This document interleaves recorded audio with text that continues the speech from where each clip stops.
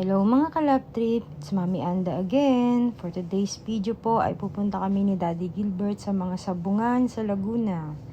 Pero hindi po para magsabong, kundi para mag-deliver ng mga Love Tree Fresh Fruit Juice. So ayan po, ngayon po dito kami sa Binyan, Laguna. Naghahakot po kami ng mga fresh juices na order po ng may-ari. So ayan po mga kalab trip, papasok na po kami ni Daddy Gilbert. Medyo simplihan lang po ang pagbibideo ko kasi marami pong guard na naggalat dyan. Baka po bawal at masita ang inyong Mami Anda. So ayan po, papasok na po kami sa loob po ng sabungan.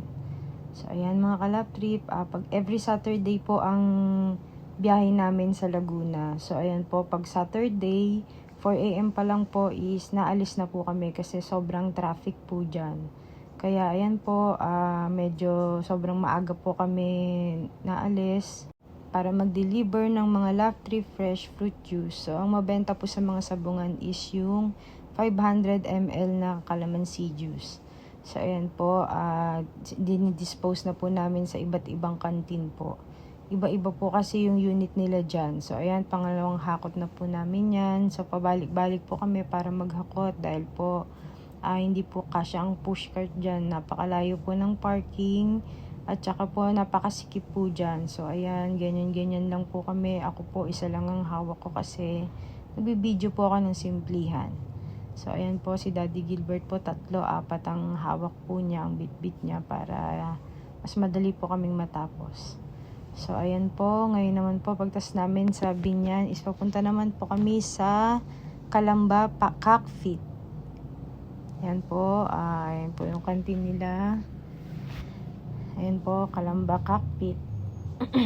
Yan po yung napakalawak nilang parking. Sobrang laki po ng parking dyan. Napakadami po talagang sasakyan. Katunayan po na napakadami po talagang nagsasabong. Ayan po mga kalab trip. Yan po, sobrang laki pa po niyan. Meron pa po dun sa likod. Ganyan po karami nagsasabong dito.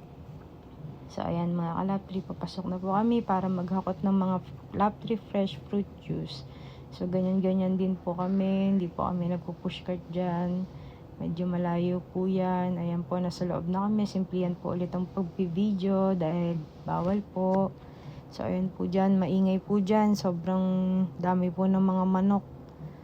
Ang init din po at saka hindi po namin sinama si Shaq dyan kasi amoy sigarilyo po sa loob, masusuffocate po siya and makahikain pa po. So pag ganyan po kami lang talaga, pag pupunta kami ng mga sabungan, kami lang po ni Daddy Gilbert para hindi po si Shaq mahikain, hindi po siya atakin ng hika.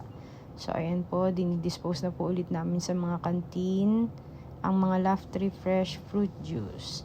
So ayan mga kalab trip, binaba na po namin yung mga juice and after po namin magbaba, nag-CR po muna kami. Ayan po, eme po muna ang inyong Mami Anda and then umuwi na po kami. Thank you for watching mga kalab trip. God bless to all. Bye-bye!